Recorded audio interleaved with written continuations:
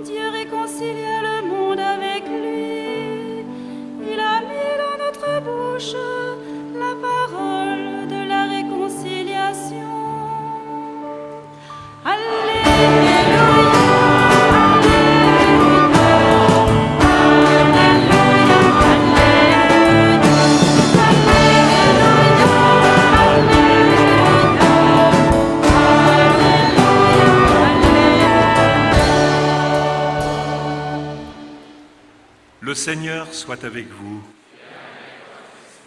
Évangile de Jésus-Christ selon saint Matthieu.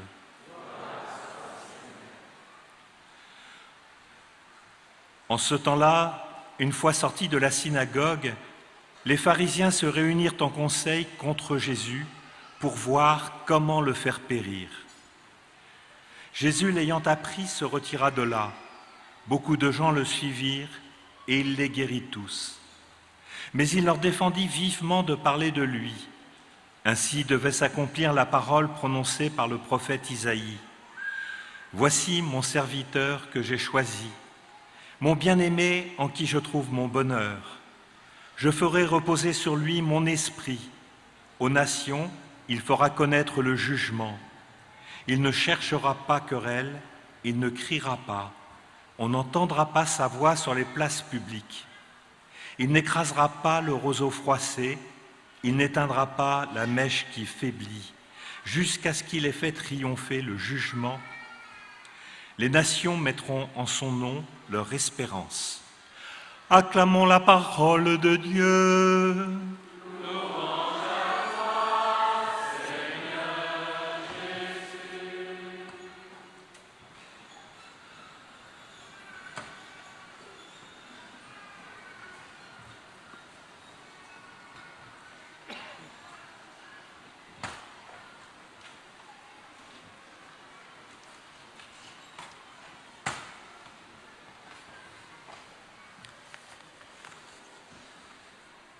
Alors frères et sœurs, c'est une joie de vous accueillir ici à Paray-le-Monial. L'oraison que nous avons entendue au début de cette homélie nous invitait à pouvoir recevoir cette guérison du corps et de l'âme et de quitter les tristesses de ce monde pour atteindre les joies de l'éternité. Alors pour commencer cette session, pour qu'il n'y ait pas trop de tristesse de ce monde, j'ai trouvé juste avant la messe une tétine. Et donc j'aimerais que cette première nuit à Paray-le-Monial ne soit pas pour un couple d'entre vous une grande tristesse. Et donc si vous reconnaissez cette tétine qui était derrière la sacristie, n'hésitez pas à venir nous la demander à la fin de la messe. Ce sera très concret cette session, le Seigneur passera sûrement à travers des gestes, des petites attitudes. Alors dans l'évangile de ce jour, nous voyons deux types de personnes. Ceux qui viennent pour faire périr Jésus et ceux qui marchent à sa suite. Peut-être que personne ici n'est venu pour faire périr Jésus.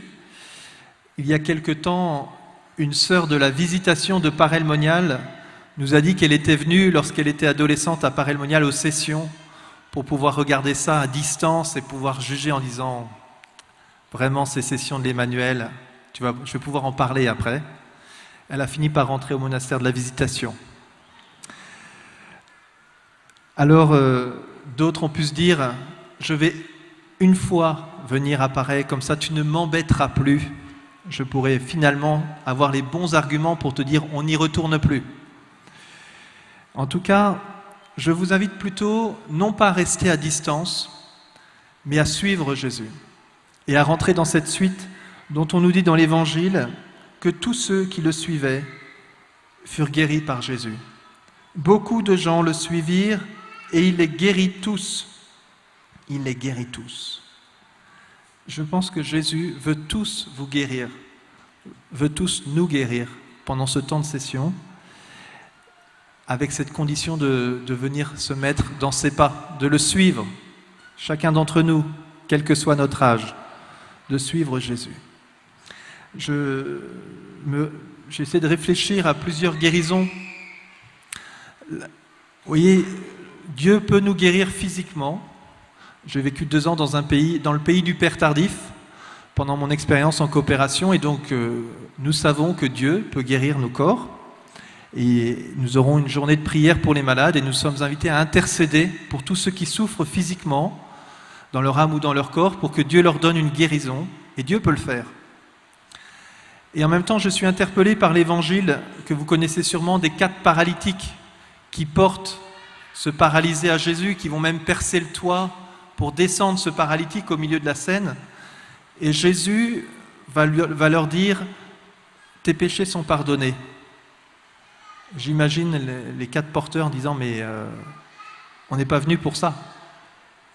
Voyez, et peut-être que nous venons et nous sommes invités à désirer une guérison sûrement. Et le Seigneur, lui, il veut nous guérir là où il veut. Je pense à Pierre, qui a pu être surpris en rentrant à la maison de voir sa belle-mère guérie. Il peut se dire, j'avais pas prévu ça non plus. Et pourtant, dans le plan de Dieu, Dieu voulait guérir sa belle-mère. Ou alors Paul, qui va dire, lui au contraire, qu'il a supplié le Seigneur de lui enlever cette écharde. Et Dieu lui a juste dit, ma grâce te suffit, ma puissance se déploie dans ta faiblesse.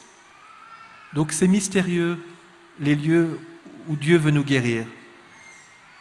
Alors, je voudrais évoquer 3 lieux, je pense, à travers les lectures de ce jour, où Jésus veut nous rejoindre et nous guérir. Le premier lieu, c'est sur notre regard de Dieu. Quel que soit là où nous en sommes, nous avons à faire un pas dans ce regard de Dieu. Nous avons chanté le psaume avec ces 3 mots qui reviennent. Éternel est son amour. Éternel est l'amour de Dieu pour nous, pour moi. Vous êtes tous ici à Paray-le-Monial. 40% d'entre vous viennent pour la première fois. Et vous êtes tous invités à réentendre cette parole que Jésus a dit à Marguerite Marie. Mon cœur est passionné d'amour pour toi en particulier. Et quel que soit le regard que vous portez sur vous-même ou le regard que vous portez sur Dieu, à expérimenter l'amour passionné de Jésus pour vous. Mon âme, mon cœur est passionné d'amour pour toi. Nous sommes invités à convertir notre regard sur Dieu. Bientôt nous rentrerons dans une année de la miséricorde. Dieu veut vous faire miséricorde. Dieu veut vous montrer son visage. Et dans l'Évangile, nous entendons « Mon serviteur sur qui repose l'Esprit Saint, il ne cherche pas querelle, il ne criera pas. On n'entendra pas sa voix sur les places publiques, il n'écrase pas le roseau froissé, il n'éteint pas la mèche qui faiblit. » Si vous expérimentez que vous avez l'impression de faiblir, que même dans votre manière de vivre ou de suivre le Christ, pour certains d'entre vous, dans toute votre générosité, vous expérimentez votre faiblesse, vous avez l'impression que votre roseau n'est plus vous n'êtes plus tel un beau lys dans un vase, mais que vous êtes un peu froissé. Dieu n'écrase pas le roseau froissé. Dieu n'éteint pas la mèche qui faiblit.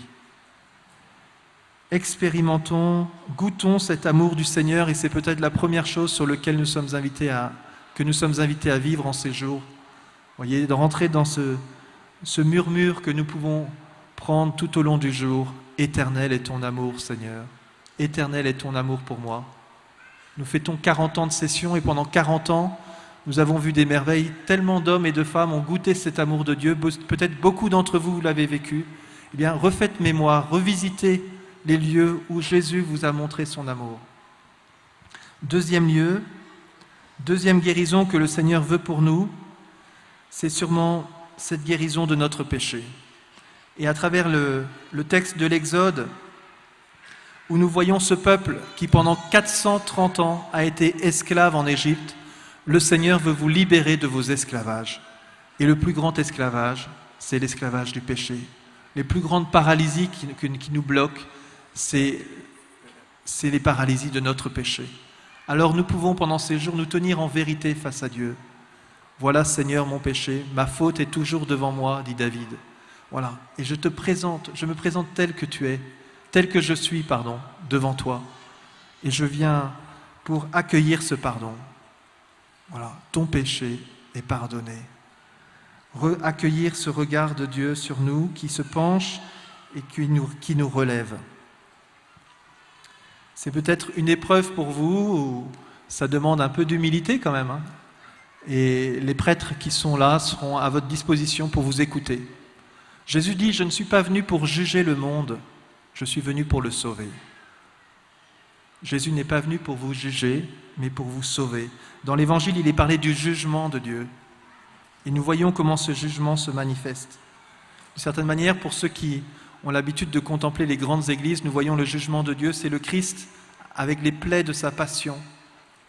Et au pied du jugement, nous voyons souvent, de manière vulgarisée, le jugement final où justement les justes sont couronnés.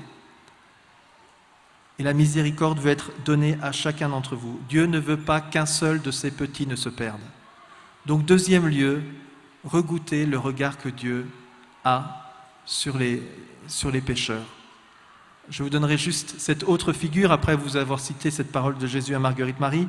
Quand Claude la Colombière, l'autre saint de Paray, médite un peu sur cette miséricorde de Dieu, un jour il discute avec une sœur qui lui dit « Vous devez avoir honte, mon père, vous devez être désolé de l'état de mon âme. » Et Claude lui répond « Ce qui me désole le plus, c'est de voir le peu de confiance que vous avez en la bonté de Dieu et que vous oubliez rapidement que Dieu se plaît à venir consoler les âmes qui se sont le plus égarées. » Et il poursuit en disant « Seigneur, moi je serai vous, voilà ce que je dirai au Seigneur. Seigneur, je ne vous ferai pas l'outrage de croire que vous n'êtes pas assez bon pour me pardonner mes péchés, aussi graves soient-ils. »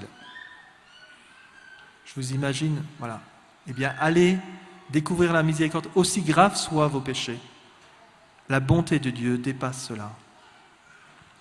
Troisième, peut-être, lieu de guérison, c'est dans notre manière d'être au cœur de ce monde. Nous sommes invités à être chrétiens, à être signes du Christ au cœur du monde. Et cette parole que nous avons entendue dans l'Évangile qui définissent le Christ, nous sommes invités à avoir la même attitude. Et peut-être qu'aujourd'hui, vous n'êtes pas dans l'attitude de ne pas écraser le roseau froissé et vous peinez dans ce désir d'aimer vos frères. Et le Christ ici veut vous relever, veut vous montrer la joie d'aimer comme il aime. C'est une prière classique de Parel Monial. Jésus, rend nos cœurs semblables aux tiens. Nous aimerions aimer comme le cœur du Christ et peut-être que vous n'y arrivez pas. Et moi, je constate que je n'y arrive pas encore parfaitement. Mais je demande la grâce à Jésus, pas à pas, de m'aider à aimer comme il aime. D'être, au fond, chrétien. Le seul commandement que Jésus nous demande, c'est d'aimer comme il aime. Alors, pour ceux qui sont déjà expérimentés, pour ceux qui connaissent Paray depuis bien des années, bien, réapprochez-vous du cœur de Jésus pendant ces jours. Demandez-lui qu'il vous donne ce cœur comme le sien. Que ne vous enfermiez pas dans les images que vous donnez de vous-même, vous puissiez être renouvelés dans cette image, d'être à l'image de Dieu. Je conclurai par un petit exercice pratique. Vous aurez l'occasion pendant ces sessions de prendre bien des repas. Peut-être que ce soir vous êtes un peu fatigué, alors vous voudrez manger entre vous, vous n'avez pas trop envie de parler.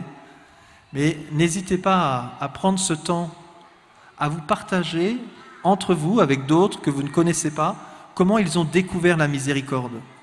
Où est-ce que Dieu vous a guéri dans votre vie quotidienne? Que nous puissions nous partager ces merveilles de Dieu pour susciter notre foi, pour dire « Seigneur, tu as agi en ma sœur là, ou en cet homme qui est devant moi, eh bien, tu peux le faire aussi en moi. » Que nous nous encouragions, frères et sœurs, à accueillir les merveilles de Dieu. Amen.